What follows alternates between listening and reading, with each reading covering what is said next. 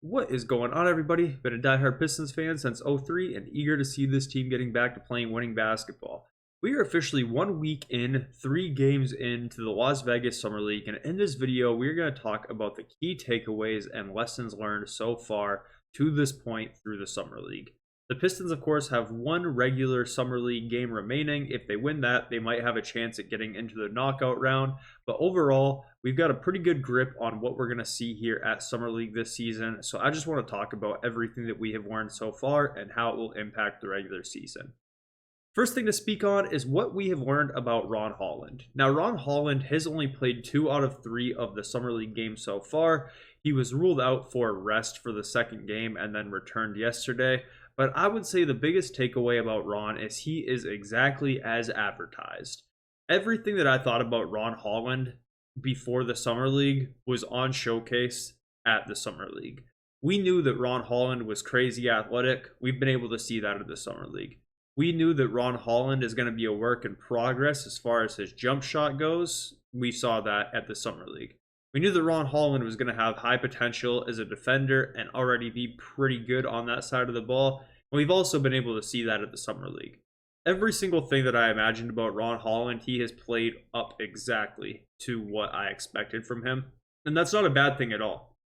I think that if there was one thing that surprised me, I guess it probably shouldn't have been shocking, but it kind of has been, is the fact that he gets into the paint and jumps off a 2, and anything can happen. It can be a poster. It can be a turnover. He can get fouled. It's just a wild card. Ausar Thompson has a little bit of that as well, but he doesn't seem to drive as, I wouldn't say recklessly, but when Ron goes, he goes. You know that he's about to do something, and you don't know what it's going to be. There's no kicking out too often or anything like that. He just goes straight into the paint, and he's going up off 2, and something's going to happen. So I think that that was pretty obvious coming into the regular Summer League as well, but it's actually happened even more than I expected. He hasn't been scared to get downhill whatsoever. So overall, I would say the biggest takeaway with Ron is he is exactly as advertised. There was no moment where it was like, oh wow, Ron is so much further along than maybe we expected. He's right where he should be, and that's not a bad thing at all. But what that does mean is he's probably not going to be in the starting lineup at the start of the year like some people predicted.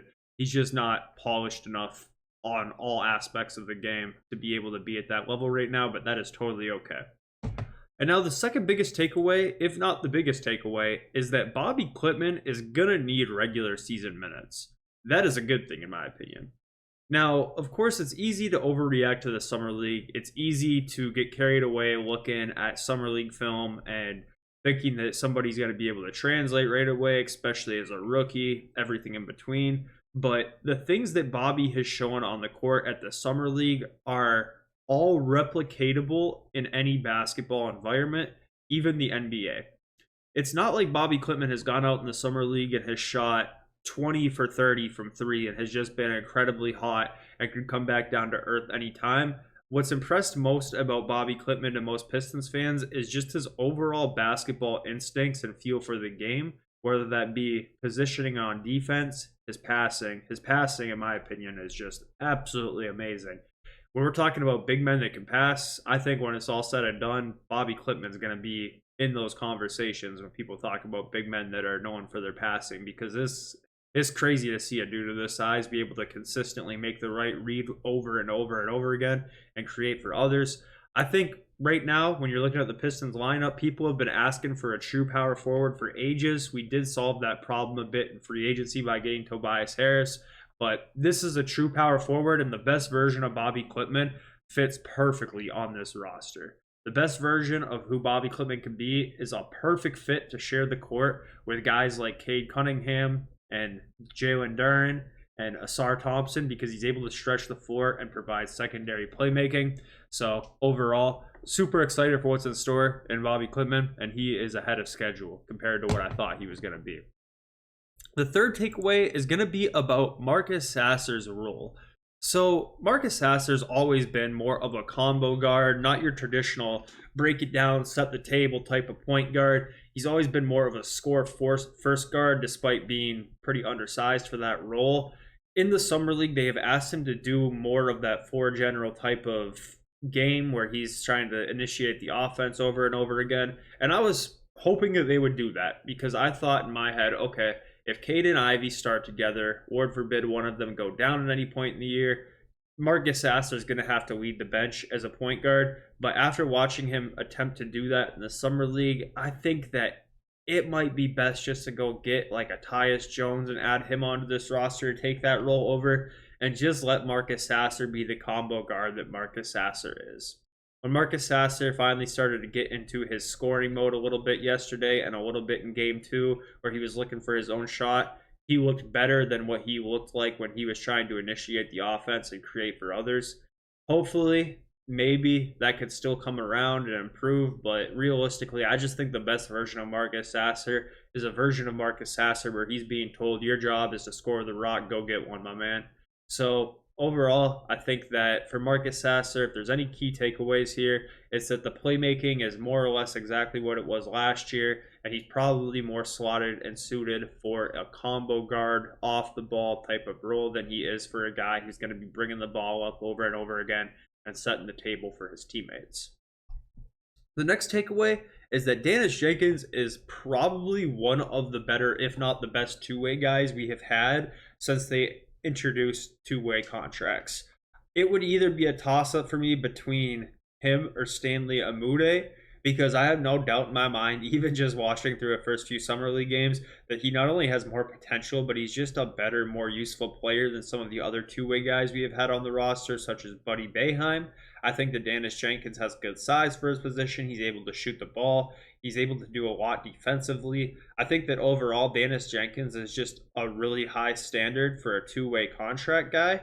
And given the opportunity this season, whether it be due to injuries, hopefully not, or any other reason, I think that in an NBA setting, he'll be able to compete and not look like a liability out there. So I think that there's a high chance that we do see some Daniss Jenkins minutes throughout the season, whether that just be spot minutes or filling in for somebody who might be out for a game or two. I think that overall, Daniss Jenkins might have an opportunity as early as this season to prove himself in the NBA actual regular season. So yeah, definitely a good pickup for a two-way contract there.